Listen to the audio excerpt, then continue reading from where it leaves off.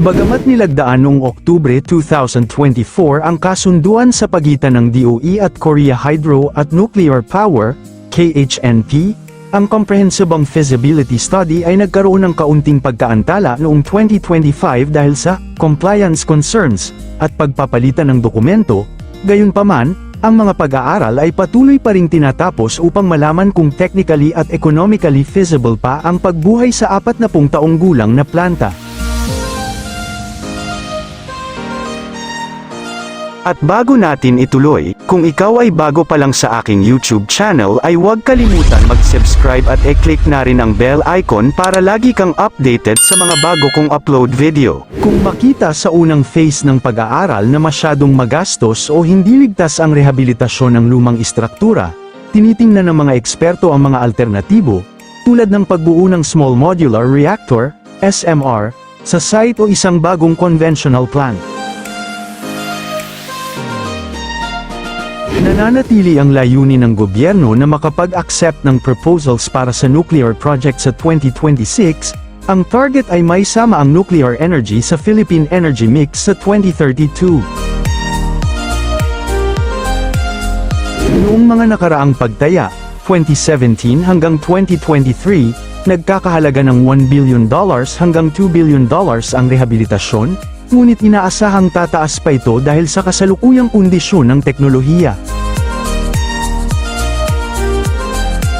May hiwalay ding pag-aaral ang Department of Information and Communications Technology, DICT, kung posibleng gawing isang hyperscale data center ang BNPP site kung sakaling hindi matuloy ang pagiging nuclear plant nito. Ang DICT ay nakatuon sa potensyal ng BNPP bilang isang malaking data center at IT hub, na sinusuportahan ng mga lokal na opisyal ng Bataan. Ang inabandonang planta ay nakikita bilang angkop dahil sa matibay na istruktura, lokasyon sa loob ng isang Freeport zone, at koneksyon sa fiber optic. Ang plano ay hindi lamang data center kundi ang pagbuo ng isang cyber town sa Morong, Bataan, na magpapalakas sa digital infrastructure at cyber security ng Pilipinas. Habang pinag-aaralan ang data center, nagpapatuloy ang hiwalay na teknikal at ekonomikal na pag-aaral ng Korea Hydro at Nuclear Power, KHNP, na nagsimula noong Enero taong 2025, upang makita kung maaari pa ring i-rehabilitate ang planta para sa nuclear energy. Ang Pilipinas ay target simulan ang pagtanggap ng mga aplikasyon para sa lisensya ng nuclear power plant, kabilang ang Small Modular Reactors, SMRs, pagsapit ng 2026 bilang bahagi ng hangarin na isama ang nuclear energy sa power mix sa taong 2032.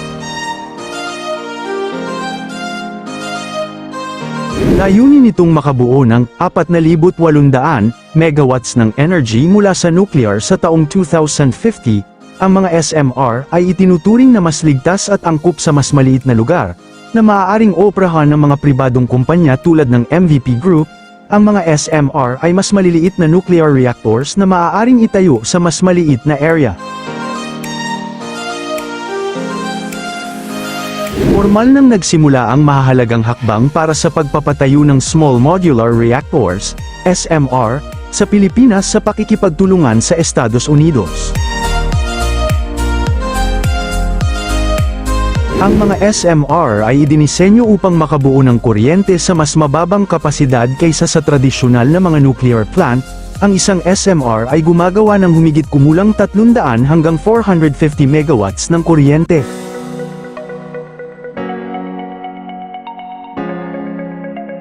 Ang bansa ay nagpapakita ng dedikasyon na gamitin ang nuclear energy ng responsable, na may malakas na teknikal na pag-aaral na isinasagawa para sa seguridad ng energy. Inihayag ng Meralco na magsisimula ang kanilang SMR adoption study sa unang quarter ng 2026. Ang pag-aaral na ito ay suportado ng United States Trade and Development Agency, USTDA, at tatagal hanggang sa huling bahagi ng taon. Target ng gobyerno na gawing operational ngayong 2026 ang Philippine Atomic Energy Regulatory Authority, PhilAtom. Ito ang magsisilbing independent regulator na titiyak sa kaligtasan at susuri sa mga lisensya ng mga itatayong nuclear plant. Mula ikalawa hanggang ikatlong quarter ng 2026, tutukuyin ang mga eksaktong lokasyon kung saan mainam itayo ang mga reaktor sa pakikipagtulungan ng Department of Energy, DOE. Inaasahang magsisimulang tumanggap ang DOE ng mga official bids para sa mga proyektong nuclear ngayong taon. Kasabay nito ang pagpapadala ng mga Filipino scholars sa US para mag-aral ng nuclear engineering. Layunin nitong magkaroon ng sapat na skilled workforce pagdating ng operasyon ng mga planta.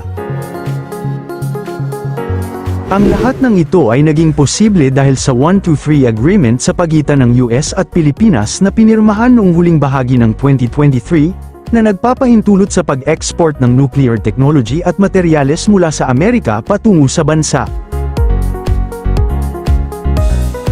Ang Masinloc Power Partners Company Limited, isang subsidiary ng SMC Global Power Holdings Corporation, ay inaasahang makumpleto ang 700 megawatt coal-fired power plant nito sa Zambales ngayong taon.